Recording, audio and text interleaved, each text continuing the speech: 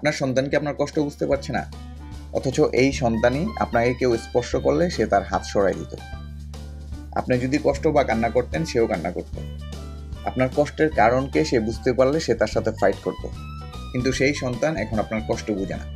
আপনার শরীর খারাপ লাগলেও সে তার অ্যাক্টিভিটিসগুলো চালাইতে থাকে। কিন্তু কেন? অনেক বাবা মাকে বলতে শুনবেন যে আমার সন্তানকে আমার চেয়ে বেশি কেউ ভালোবাসে না। হ্যাঁ, এটা চরম সত্যি কথা। কিন্তু আপনি কি খেয়াল করেছেন, আপনাদের যেদিন প্রথম বেবি জন্মাইছিল সেদিন শুধুমাত্র একটা বেবি জন্ম হয় নাই, জন্ম হয়েছে একটা মার, একটা বাবার। So as a beginner parents হিসেবে আপনাদের ভুল সিদ্ধান্ত বা মিসআন্ডারস্ট্যান্ডিং হওয়াটা অনেক বেশি স্বাভাবিক। ওকে, ব্যাক টু দ্য টপিক। কিন্তু কেন সে আপনার ইমোশন বা কষ্টগুলো বুঝতে পারে না?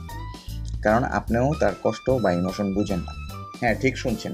ধরেন সে তার টয় খুঁজে পাচ্ছে না, সে শাউট করছে, রাগ করছে, হয়তো আপনাকে বলছে মা আমি আমার টয় খুঁজে পাচ্ছি না। What you did? আপনি হয়তো আপনার কাজ নিয়েই ব্যস্ত, আর তাকে বলছেন তুমি নিজেই একটা অপদার্থ, তুমি নিজের খেলনা গুছিয়ে রাখতে পারো না, ভালো করে খুঁজে দেখো। সে আরও একটু খোঁজাখুঁজি করার পরে যখন পাচ্ছে না, আপনার কাছে এসে আবার সে বায়না ধরছে, আবার সে রাগ করছে বা কান্না করছে। আপনি হয়তো বলছেন আরেকটা কিনে দেবো, এটা নিয়ে এত কাবজাব করে দিচ্ছে না। হ্যাঁ, আপনার সন্তান জানে ইউ ক্যান অ্যাফোর্ড ইট, আপনি আরেকটা কিনে দিতে পারবেন, কিন্তু সে কি কনভিন্স না? আমার একটা রিয়েল এক্সপিরিয়েন্স শেয়ার করি। আমার অর্ধাঙ্গী সেই টেলারের কাছে জামা সেলাই করতে দিচ্ছে, আর আমাকে বলছিল যে তুমি বিকালবেলা নিয়ে এসো। টেলারের দোকান থেকে কালেকশন করে ওইটা আমি মোটরসাইকেলে হুক করি। তো ওই ব্যাগে শুধু তার নতুন জামা আর প্যান্ট ছাড়াও তার আরেকটা পুরনো জামা ছিল যেটা থেকে মেজারমেন্ট কানেক্ট করছে, আর আরেকটা অন্য 3 পিসের ওড়না ছিল যেটা হচ্ছে সাইডে বর্ডার করার জন্য ওইটা দিয়ে আসছিল। আমরা এমনিতে একটু আড্ডাবাজ। আমি বাসায় গিয়ে দেখলাম ওইখানে শপিং ব্যাগটা আর নাই, শুধুমাত্র ব্যাগের হাতলটা হুকের ভিতরে ঝুঁকছে। কারণ এই শীতের সন্ধ্যায় 2-3 ঘন্টা কুয়াশার নিচে একটা কাগজের ব্যাগ থাকলে ওইটা ছিঁড়ে যাওয়ার সম্ভাবনা সবচেয়ে বেশি থাকে। এবং তাকে আমি আশ্বস্ত করেছিলাম যে কালকে তোমাকে আমি নতুন আরো 3টা ড্রেস কিনে দেবো, এবং সে জানে আই ক্যান অ্যাফোর্ড। তারপরেও সে অনেক বেশি আপসেট ছিল।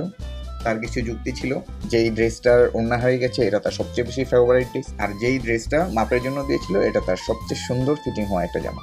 কালকে আবার কিনে দেবো বলে একজন অ্যাডাল্টকেই আমি কনভিন্স করতে পারিনি। আপনার কি মনে হয় যে আপনার বাচ্চাকে কালকে টয় কিনে দিবেন বললেই সব কিছু মিটে যাবে?